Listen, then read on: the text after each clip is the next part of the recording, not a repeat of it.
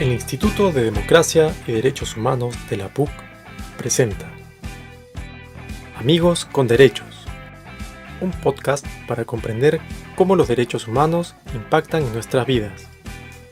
Bienvenidas y bienvenidos a un nuevo episodio.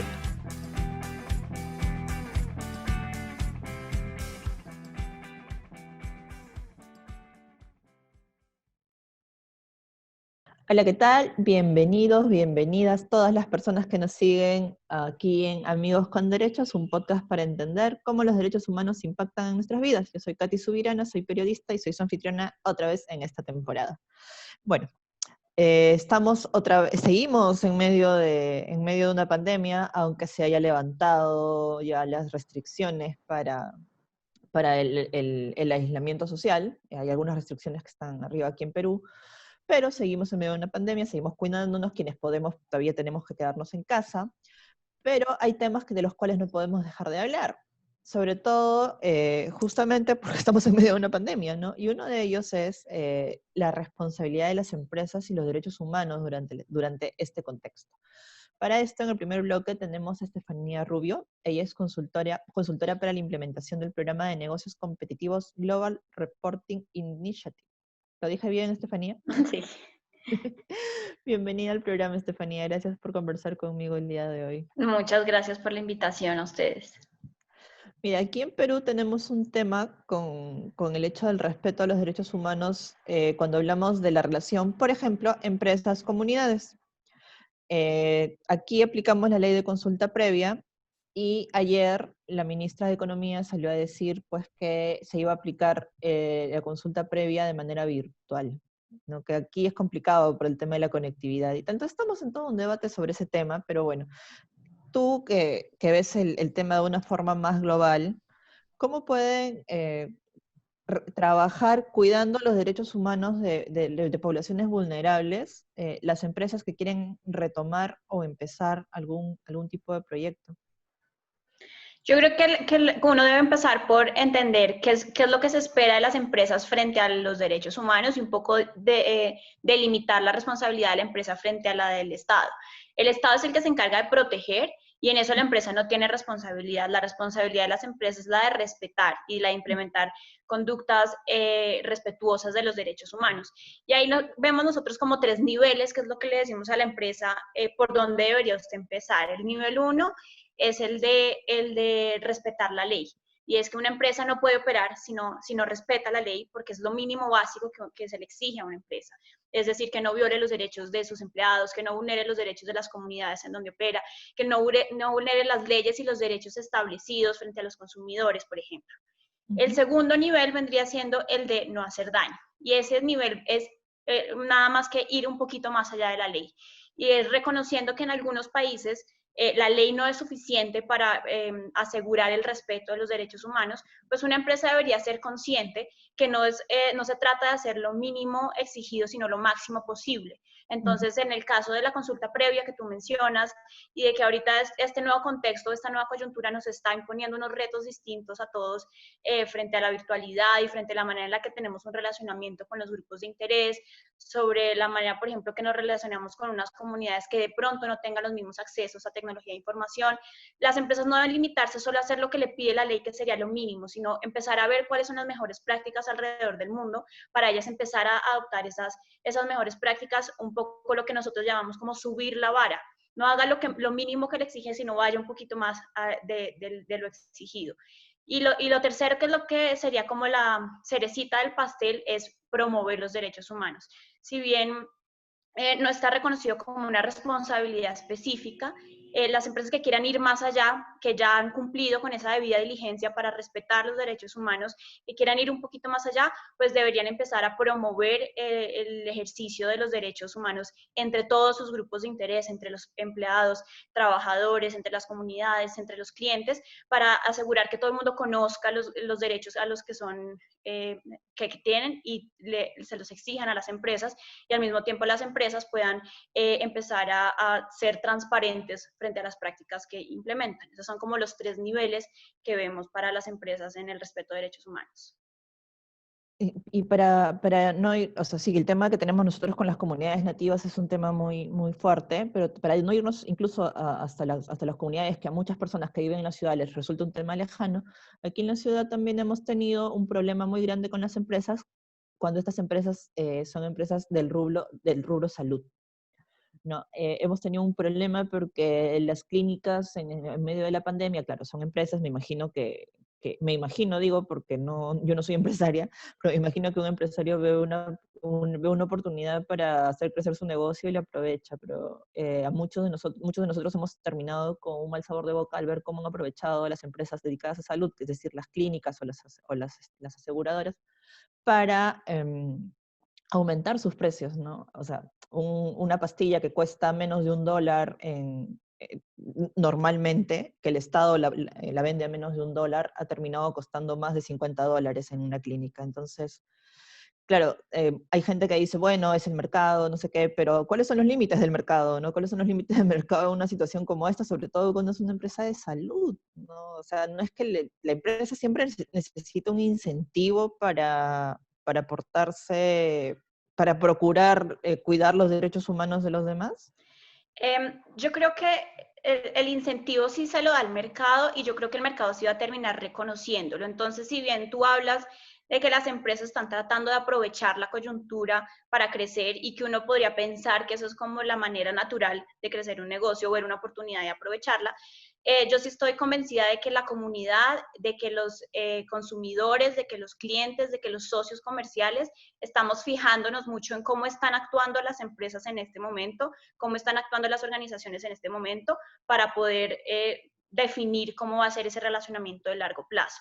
Entonces ahí es donde la empresa debe definir si ese aprovechamiento de la oportunidad en el corto plazo, que es le subo el precio del servicio, subo el precio del medicamento o cambio alguna parte de mi negocio para aprovechar esta oportunidad que, entre comillas, que le está dando la pandemia en el corto plazo. ¿Eso es lo que quiere o quiere generar una relación de largo plazo?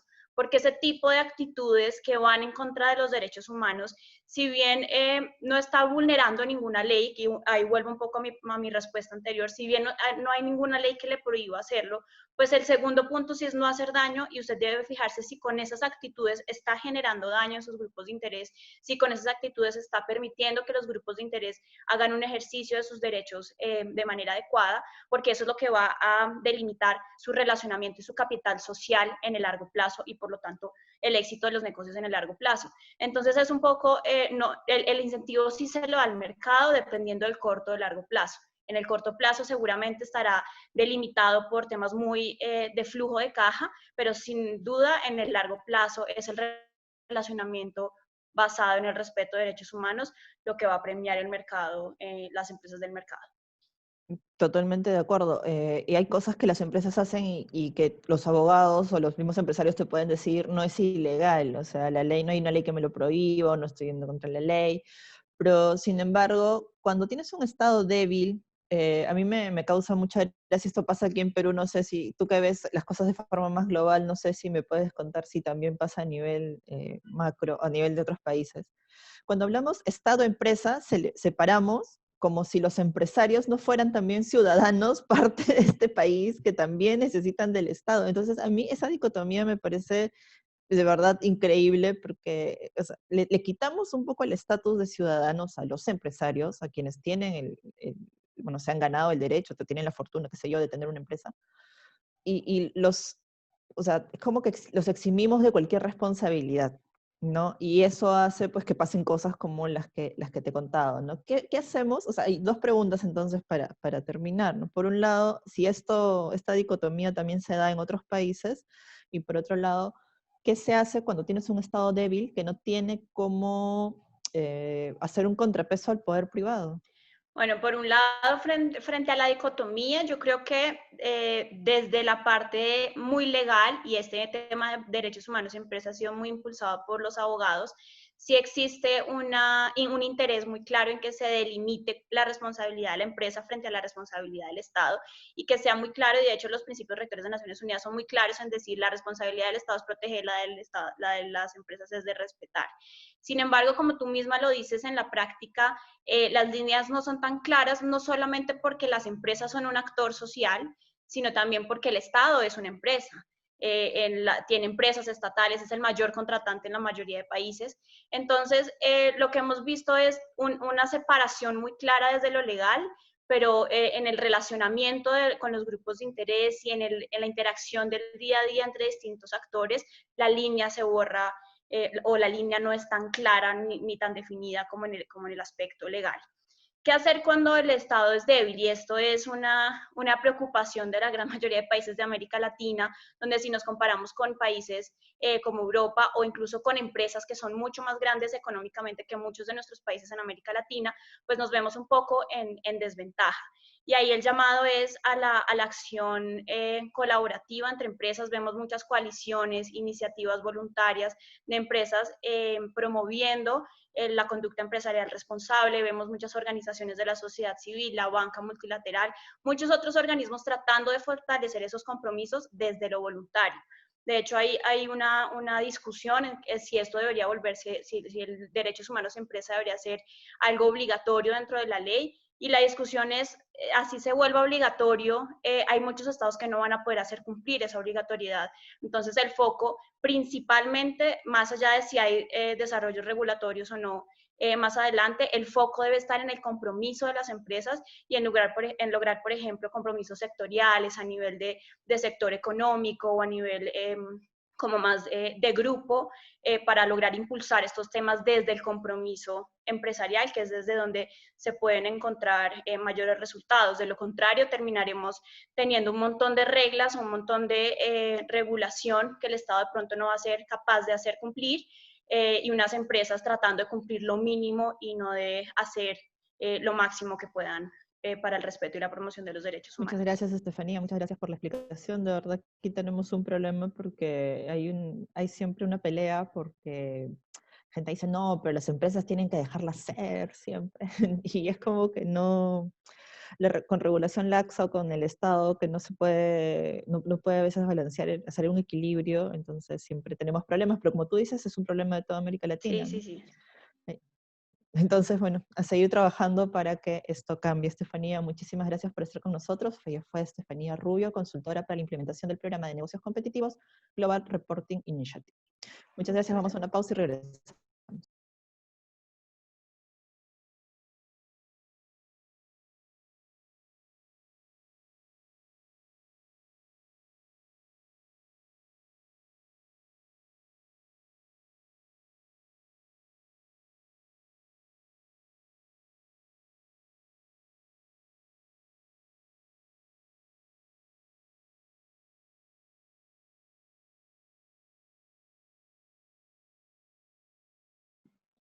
Bienvenidos al segundo bloque de este programa, de este episodio de Amigos con Derechos, un podcast para entender cómo los derechos humanos impactan en nuestras vidas. Yo soy Katy Subirana y soy su anfitriona en esta temporada. Y en este segundo bloque tenemos a Bruce Barnaby, él es coordinador académico del IDEPUC. Bruce, ¿cómo estás? Un gusto volver a verte.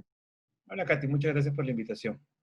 Gracias a ti por conversar conmigo el día de hoy. Bueno, seguimos en medio de la pandemia, ya se han levantado algunas restricciones, pero seguimos en medio de una pandemia.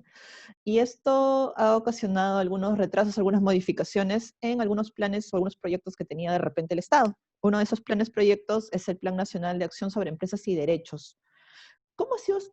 ¿Tenemos data, tenemos información de cómo se ha ido adecuando este plan durante la pandemia? Sí, bueno, el Plan Nacional de Acción de Empresas y Derechos Humanos viene desde la aprobación del Plan Nacional de Derechos Humanos, que fue en el 2018. Viene como un proyecto del Ministerio de Justicia para poder aprobarlo, según los lineamientos del mismo Plan de Derechos Humanos. Y para eso han venido ya haciendo una serie de reuniones, documentos, coordinaciones. Es una primera etapa de definición metodológica, poder conseguir en personas con las cuales trabajar. Las universidades, por ejemplo, estuvimos apoyando la elaboración de líneas de base y diagnósticos para el Ejecutivo. que son finalmente los que van a pasar a ser discutidos en las mesas multiactor.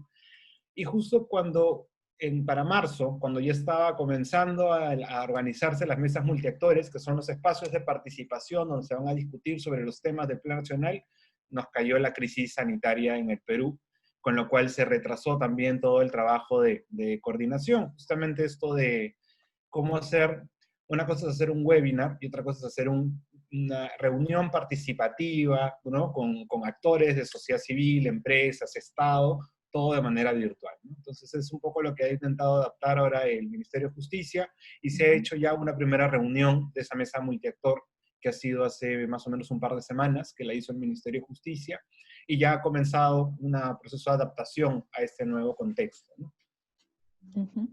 Y este proceso de adaptación, ¿tú lo ves, ves que se enrumba en buen camino? ¿Hay todavía dificultades para poder adaptarse? Porque claro, o sea, una cosa es una reunión con, no quiero que suene mal, pero con personas que están acostumbradas a la virtualidad y a este tipo de reuniones, pero yo no me imagino tener una reunión así virtual con 30 personas, de las cuales, no sé, 5 o 10 son personas que no están acostumbradas a este tipo de reuniones virtuales y que en sus reuniones manejan una dinámica distinta, como puede ser, por ejemplo, APUs de las comunidades a las que se les aplica la consulta previa, ¿no? Sí. Sí, en este caso hay dos características que creo que pueden ser importantes para esta virtualización. Por un lado, estamos hablando de un grupo muy grande, son más de 100 actores los que están participando, ¿no? Con lo cual se genera también un espacio de, como te digo, una cosa es escuchar a alguien con 100 personas en la plataforma, y una cosa distinta es buscar que las 100 personas participen y sean parte del proceso, ¿no? Entonces ahí el esfuerzo del Ministerio de Justicia ha sido importante. En la reunión tuvo mucho acceso por chat, con muchas conversaciones paralelas que se daban en el chat con muchas respuestas, y además se hicieron reuniones largas también para que pueda haber una participación de todos y de todas las que quisieran participar. La otra característica que es importante tener para el tema de la virtualización es que, si bien existen representantes de comunidades indígenas, de sociedad civil, de empresas, de Estado, básicamente son los representantes de las organizaciones nacionales o de plataformas nacionales, lo cual también favorece de alguna manera el acceso, ¿no? Porque muchas veces la dificultad sería organizar este tipo de mecanismos de participación con personas que están directamente en comunidades, ¿no? Con lo cual tenemos problemas de acceso por parte del Internet, tendríamos problemas de lenguaje, ¿no? Inclusive para la conversación, y ya sin contar el nivel de acostumbramiento que se tiene a ese tipo de plataformas, ¿no? Afortunadamente en este espacio es más posible, justamente porque son personas que están más acostumbradas a hacer este tipo de espacios, ¿no? De participación. Pero es importante igual hablar, pues, ¿no?, de este tema de la virtualización, porque ayer nos sorprendieron con bueno, al momento de transmitir este programa ya no va a ser ayer, sino va a ser hace unos días. ¿No? Hace unos días nos sorprendieron con la noticia de que se estaba planteando el tema de ver, por ejemplo, consultas previas de forma virtual. Esto, por un lado, es preocupante porque, justamente por lo que has dicho, ¿no? Por un tema de conectividad, por un tema de llegar a la gente, de la costumbre que se tenga de hacer este tipo de seguir este tipo de mecanismos, ¿no? Y por otro lado, porque las consultas previas suelen, no son exclusivas, pero suelen hacerse cuando se trata del trabajo de empresas extractivas, ¿no? Y las empresas extractivas siempre tienen una relación complicada con las comunidades, con los pueblos indígenas, que suelen ser los afectados, ¿no? Entonces, ¿cómo ha venido siendo esta relación, o durante esta pandemia, los proyectos que estaban por empezar, o los proyectos que se paralizaron y que ahora van a empezar, o que estaban empezando? ¿Cómo ha sido la relación entre estas empresas y los pueblos indígenas? Y si tú ves factible el tema de una consulta previa virtual en algún ámbito. Sí, es un tema muy complejo, porque además las consultas previas son procesos políticos de diálogo entre actores políticos, ¿no? El Estado, en las empresas y las comunidades, ¿no? Los miembros de pueblos indígenas, que son personas que en este caso van a tener un espacio para poder hablar sobre sus derechos colectivos, de los espacios que defienden, de sus territorios, de sus costumbres, pero además de eso es un espacio importante, porque lo que va a generar o debería generar un espacio de confianza entre los actores. Siendo un proceso político, no es solamente una conversación, es un espacio de confianza. Entonces, los mecanismos como estos mecanismos virtuales te pueden ayudar en algunas partes de ese proceso, pero no, por ejemplo, para poder hacer que las partes confíen en sí, entre ellas, que puedan hacer un mecanismo de coordinación. Podría cubrir algunos mecanismos de información, dependiendo también de las plataformas, ¿no? Muchas plataformas como por ejemplo esta, el Zoom o Paideia que usa la Universidad Católica, son plataformas que no son accesibles cuando el internet no es rápido, con lo cual es imposible usar en zonas rurales. Pero inclusive adaptando esa tecnología a las necesidades del internet en zonas rurales, lo máximo a lo que se puede alcanzar es simplemente a dar información, con todas las dificultades que puede tener además estos mecanismos. Si lo que se quiere es recoger la participación, recoger las opiniones, generar espacios de diálogo, va a ser mucho más difícil hacerlo de manera virtual, ¿no?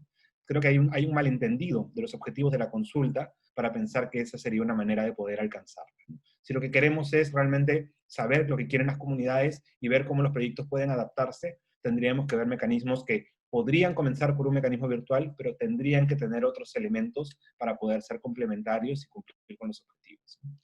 Claro, pero, o sea, si hablamos de proyectos que están a punto de comenzar o que se han visto paralizados por la pandemia y que tienen cierta premura, y bueno, como la gente, claro, es cierto que necesitamos que la economía se reactive, ¿no? Pero a veces las personas olvidan que somos las personas las que movemos la economía, ¿no? Y que justamente estas personas necesitamos cuidarnos, necesitan cuidarse. Entonces, ¿cuáles serían las alternativas para llevar a cabo o un proceso de consulta previa o algo parecido?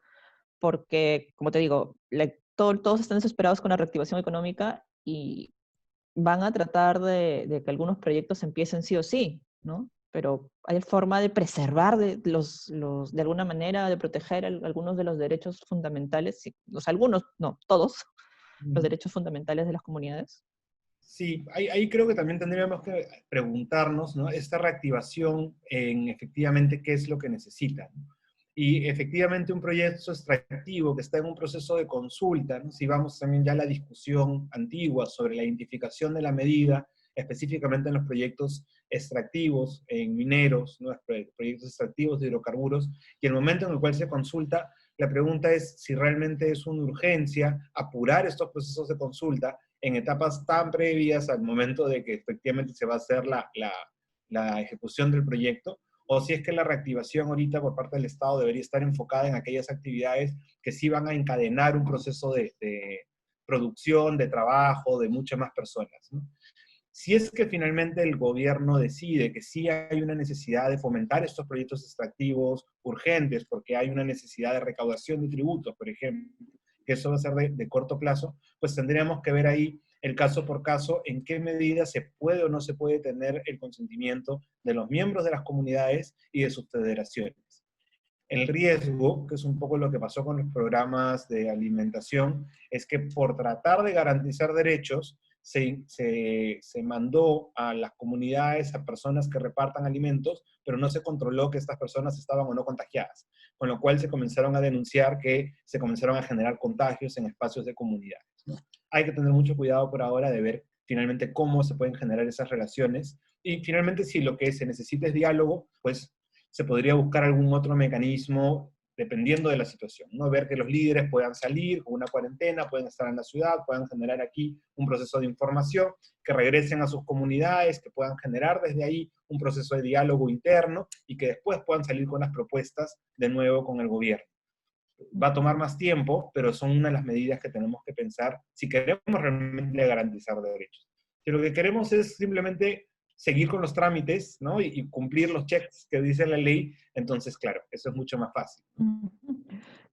Para terminar, estaba pensando sobre el Plan Nacional de Acción de Empresas y Derechos y estaba pensando en algo que hablamos con la anterior invitada en el primer bloque, que era el penoso papel que habían cumplido las empresas dedicadas al rubro de salud durante esta pandemia, ¿no? ¿Hay alguna forma que desde las acciones que está tomando el Plan Nacional de Empresas y Derechos se pueda abordar el problema que significó el comportamiento de estas empresas de salud, las clínicas? Sí, o sea, si bien la pandemia es una situación excepcional, ¿no? Y tenemos que reconocer que ha requerido acciones mucho más comprometidas con los deberes por parte de todos y todas, no solamente empresas, no solamente estados, sino también las personas. Tenemos que ver también que esta crisis ha desnudado algunas de las características que teníamos en el sistema de prestación de servicios públicos y la coordinación entre el público y el privado. Entonces, creo que sí es importante, por lo menos en el lado de salud, ver que hay una necesidad, una urgencia por parte del Estado de fortalecer, por un lado, su salud, que es la relación entre los privados directamente con las personas, ¿no? Las clínicas, las aseguradoras y las personas, pero también de poder coordinar mejor el sistema de salud público con el privado. No es posible que lleguemos a una crisis sanitaria y no se pueda tener ni siquiera una capacidad del gobierno de actuar por parte de disponer de los recursos de las empresas privadas, ¿no?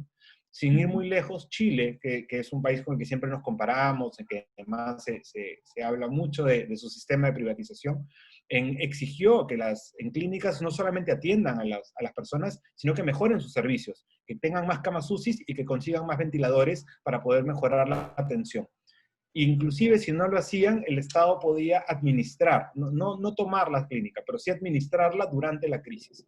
Entonces, hay algunos mecanismos, hay algunas formas que se pueden tomar, que se pueden pensar, y que es importante que sean adoptadas en este plan, ¿no? Creo que ha sido un momento crítico, que nos ha mostrado muchas de las deficiencias de las relaciones que tenemos entre públicos y privados, y creo que tenemos que ver realmente qué es lo que estamos sacando ahí como enseñanza e incorporarlo dentro de este proceso, ¿no? Claro, porque es paradójico, ¿no? Hablar de empresas y derechos humanos y cuando hay empresas cuyo negocio es la salud, la educación, cosas que son básicas, que son derechos, justamente. Ok, Bruce, muchísimas gracias por conversar conmigo esta tarde. Muchísimas gracias a todas las personas que nos siguen a través de Zona PUC, de nuestras redes sociales, de Facebook, de Spotify. Nos encontramos en el próximo programa. Esto es Amigos con Derechos, un podcast para entender cómo los derechos humanos impactan en nuestras vidas. Bye. Hasta aquí llegamos con este episodio de Amigos con Derechos, un podcast para comprender cómo los derechos humanos impactan en nuestras vidas. Amigos con Derechos es producido por el Instituto de Democracia y Derechos Humanos de la PUC. El programa es conducido por Catherine Subirana, producido y mezclado por Fanta Quejara y Almendra Sánchez. El equipo lo dirige Patricia Barrante. Si te gustó este episodio, puedes volverlo a escuchar todos los lunes desde Zona PUC, además de seguirlo por Spotify, iVoox y el Facebook del IDPUC. Nos puedes encontrar en @IDPUC.